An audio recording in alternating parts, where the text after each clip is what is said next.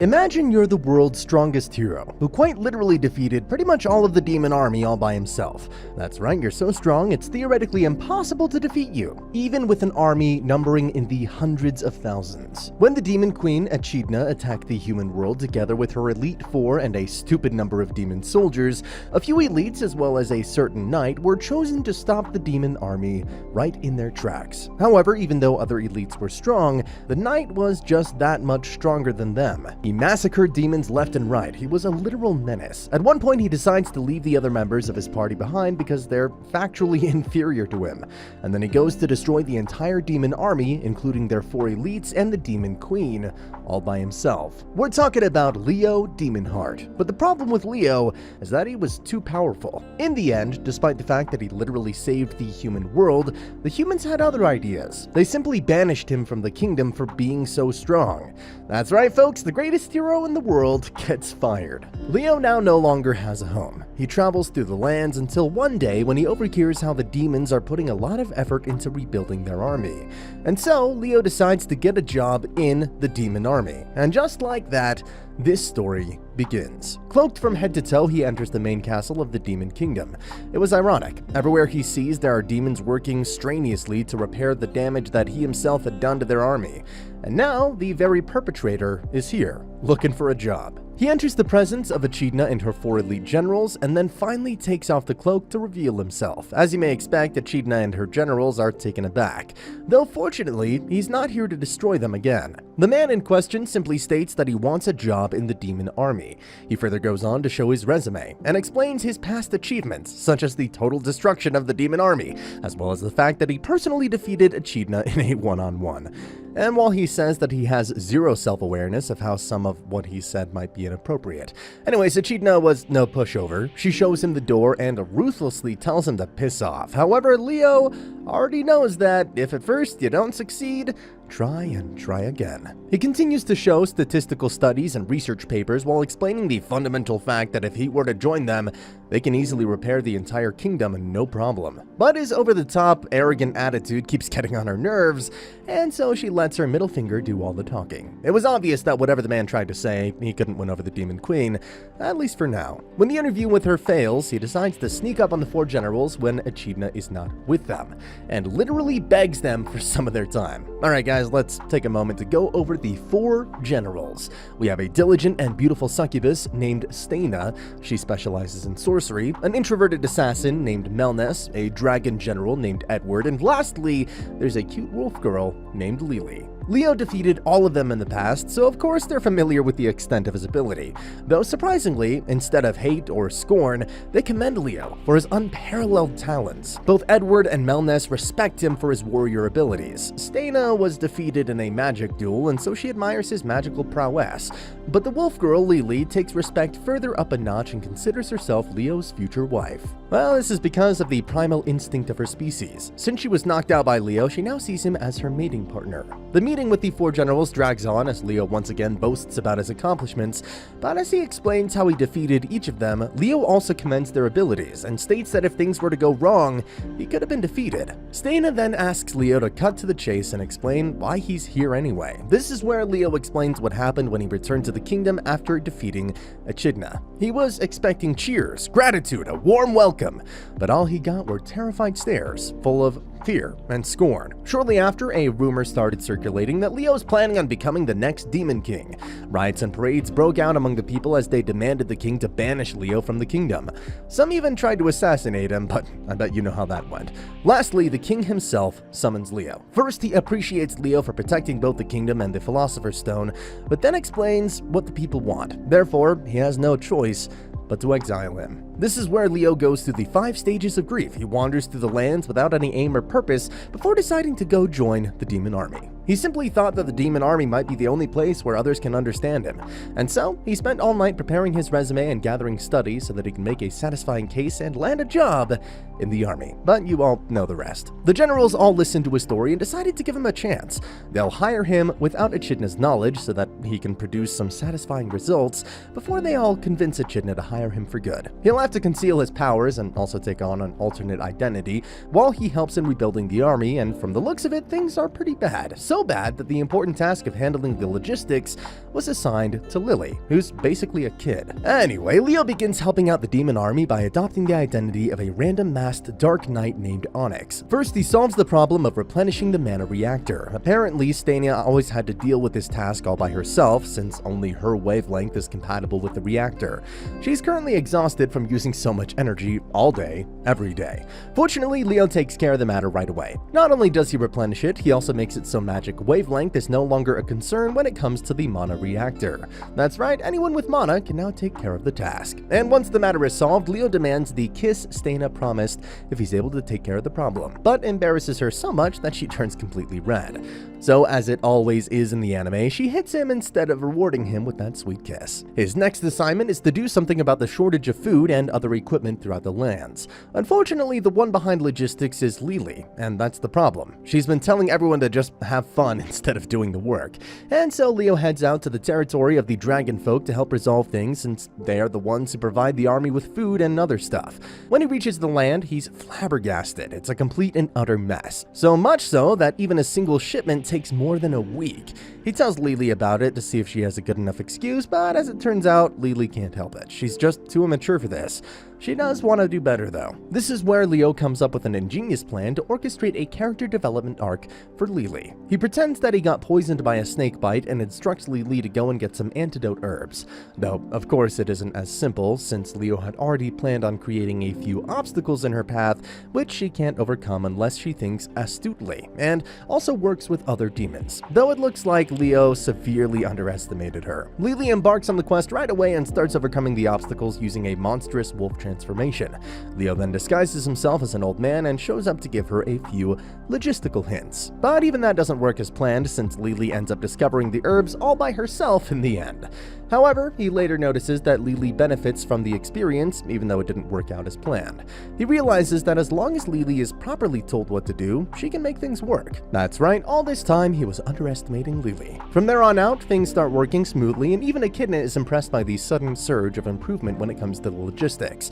She decides to personally meet this black knight named Onyx to reward him for his efforts. The dinner takes place, and at one point, she even takes off his helmet, but Leo neatly changed his face right when his helmet was getting removed, and now that he was completely in the safe zone, he asks Echidna about why she rejected the hero Leo from joining the army.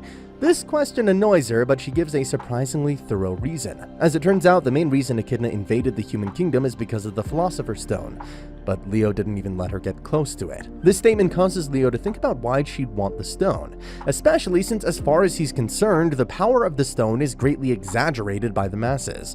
However, Echidna had a noble reason for doing so. She explains that the demon kingdom is currently a wasteland. There's a pollution and awful lack of resources, which is why the demons often end up fighting each other just to survive another day. But if she can get her hands on the Philosopher's Stone, she can make their land fertile again, which will help stop the infighting among the demons, and there will be no more conflicts. She knows that the humans would never just hand it over to her, which is why she had no choice but to engage in a war. But as Leo recalls, demons purposefully held back in the war in order to not kill anybody.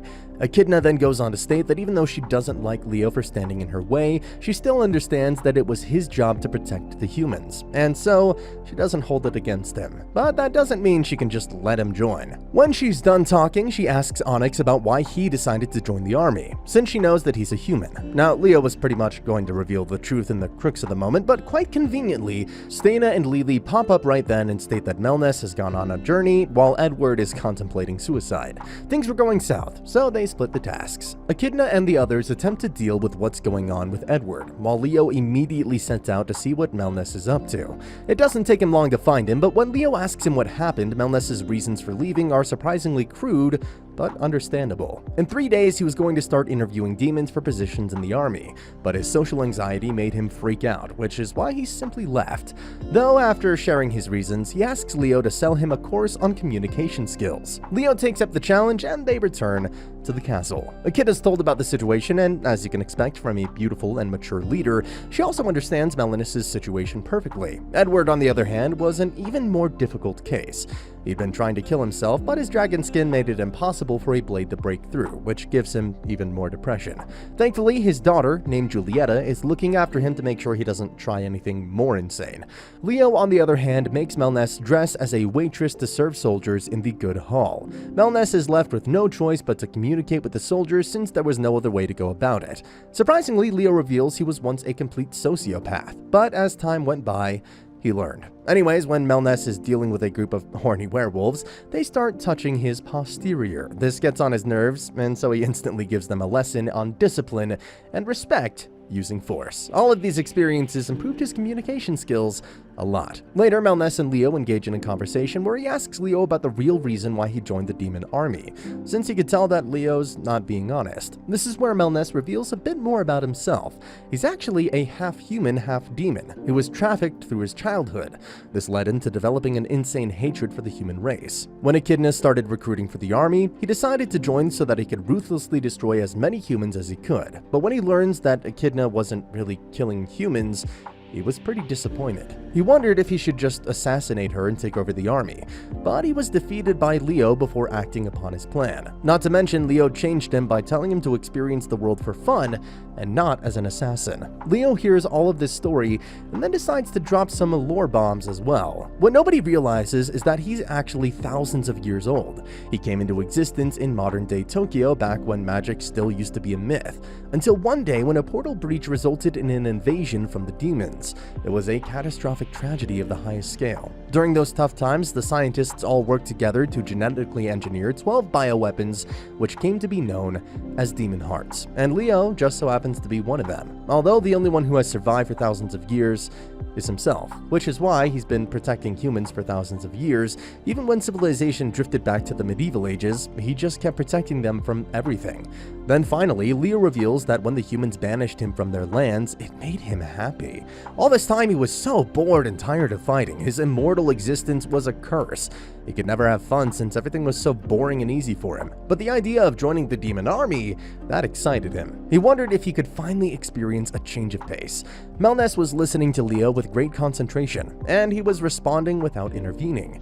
Leo notices that and comments how he's already a good communicator. Following this, Leo learns more about what's going on with Edward. His daughter, Julieta, tells him that her father receives intense psychological damage whenever his troops lose in a battle. Leo can more or less understand what's going on. Since Edward was born with incredible gifts as a warrior, he lacks the ability to understand the simple fact that there are others who may not be as gifted as him, which is why when his troops lose, he starts blaming himself for not being a good enough leader. This got even worse after he lost to Leo.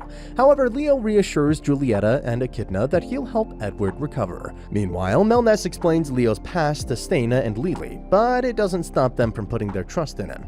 Leo then learns that a few machine weapons from the age of technology called Phantom 9s are discovered in the surroundings, and so he decides to use one of them to help Edward understand that defeat isn't always his or his soldiers' fault.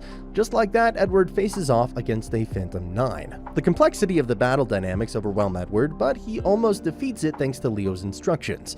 However, the Phantom 9 was no joke. When it foresees its own defeat, he calls in the other boys to gang up on Edward. This is where Edward realizes that he can't judge his soldiers against his own standards, since he himself is also required assistance against this adversary which he couldn't defeat alone.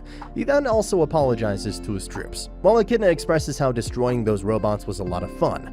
What do you know? Even the Demon Queen needs a stress reliever sometimes. Now Black Knight Onyx gets a promotion for doing so much good work ever since he joined, and so Leo decides to reveal his identity soon enough. But before that, he comes across one of Echidna's favorite books. It's a book about a demon named Ibrad, who's renowned as the Joiner of Hands. Leo recalls that he actually had met Ibrad in the past. It was during the year 2060, when Ibrad stepped onto Earth as an immigrant looking for better opportunities. But it was a series of misunderstandings that led to a war between humans and demons. Leo crosses paths with him soon after, where he tells Leo that once this war is over, he'd have no purpose, and he'd be unneeded by the humans, and so he'll have to continue living for an indefinite period of time, all alone. He didn't understand what the demon stoic meant at that time, but now he does. He remembers how Elbard made him promise that he'll find a way to enjoy life after humans no longer need him. From here on out, things take quite a dramatic turn. Leo tells Echidna the truth about the Philosopher's Stone, and how it's basically just a highly advanced engine that can provide an unlimited amount of energy using a black hole, which is why it won't be any of use when it comes to fertilizing the lands again, but it is still quite useful. Though to make matters more interesting, she tells him how there are actually 2 stones in existence. If she doesn't want a conflict with the humans, she can just go after the second one. And just as she was processing all of this, he reveals his true identity to her. Echidna doesn't just accept this at first and goes into a light frenzy as the 4 generals try to calm her down and explain everything. But once she does calm down, they all set out to get the second Philosopher's Stone together with Leo. They enter a region of snowy mountains, and this is where he reveals how the stones require a user guide. Hearing this, Echidna declares that she'll find the guide and then make peace with humans by activating both stones. It was obvious that she still didn't quite understand what the stones were, and so an argument breaks out. Both of them suddenly engage in a snowball fight. The generals feel reassured since Echidna was getting along with Leo, but then he gets closer to her and silently tells her that he's been programmed to save humanity. If he can no longer do that, he'll go insane and purposefully orchestrate wars just so he can keep saving the humans. Furthermore, the stones were actually power sources for the demon hearts. Therefore, the second stone exists within him as his heart. Hence, there's no other way to go about it. Either they all work together to rip out his heart, bring prosperity to the demon kingdom, and make peace with the humans, or Leo himself goes and destroys all of humanity, while the demon kingdom will stay poor. He'll continue to attack and save humanity. He doesn't have the ability to go against his program, which is why either he dies or he kills all of humanity, so that there's no one left for him to protect. By saying this, Leo makes it absolutely clear that he wants them to kill him, and for that reason, he starts attacking Echidna and the others, and exclaims that he's tired of protecting humans for thousands of years and simply wants to die. Edward is heavily injured while trying to protect Stena, and when Lily tries to talk to Leo, she's ruthlessly attacked as well. Leo was not playing around, and the intensity of his attacks were severe enough to cause them serious damage. They may all die at this rate. And so, left with no choice, they all decide to fight with the intention to kill Leo. But intention wasn't enough to win against Leo. They don't even know the full extent of his abilities since they've been accumulating ever since he came into existence. He can copy and improve any of their attacks or defense, and he can do it just like that. Melnus jumps at him while stating how Leo has been lying all this time. All he wants is peace, but Leo just freezes Melnus before he could use any of those communication skills. Lily transforms to attack but doesn't last more than a moment. Echidna then decides to bet everything on a single powerful spell that she inherited from her father. It'll render all of Leo's abilities useless for a moment, and they'll use that as an opportunity to strike him down. However, since Edward, Melnus, and Lily were down, only Stena is left to keep Leo, and she almost manages to do that, but gets defeated right before Echidna could unleash the spell. Even so, he neither dodges nor counters it. Leo simply thanks Echidna and bears the full weight of the spell as his life flashes before his eyes. Over the years, he came to the realization that the only way out of this cycle is for him to die, but he also wanted someone else to inherit his stone so that they can put it to good use. And during the war with Echidna, he realized that she's the person he's been looking for. From there on out, he defeated her and her army, and then joined the army so that he can learn more about her and her fellows. Now it's only befitting that she has his life, and in doing so, she'll also finally save him. Echidna notices the happiness in his eyes as she orders the 4 generals to kill him while he's powerless. This kickstarts a time limit. They only have 300 seconds to take out his stone, otherwise it would die with him. In those drifting moments, Echidna asks if he has any regrets, but Leo just apologizes for causing trouble and says nothing more. Hearing this, she gets closer in order to remove the stone, but right then, in that very moment, an intrinsic hope for the future causes her to change her mind. She gets up and declares that Leo has passed the probation period, and so she wants to formally hire him as their ambassador to the human world. This wasn't very good news for Leo, and so he starts begging her to please, just let him die for good. But then we have a brief therapy session where Stena's interrogation leads to an important realization about Leo's evolution. Since he contemplated destroying humans, he's already expanded way past his original program. She then tells him to persist and evolve past the order to protect humans that has plagued him for the past 3,000 years. Leo was skeptical, but he gives it a shot, and surprisingly, it succeeds. He evolves so much that he's fully capable of ignoring his program, and then happily agrees to becoming the ambassador for Echidna. Later, when he's talking to Echidna back at the castle, she wonders if he regrets losing the only chance he'll ever have of dying. But Leo's like, who cares? As long as he gets to help her, he's happy. This results in plenty of romantic tension between them, but they're suddenly interrupted by Julieta, who not only catches them almost doing the act, but also reveals there's a stupid load of work that demands their immediate attention. And that's the end of the video. As always, if you liked what you saw, subscribe to the channel. I'll be uploading a lot of videos just like this, so I'll see you at the next one.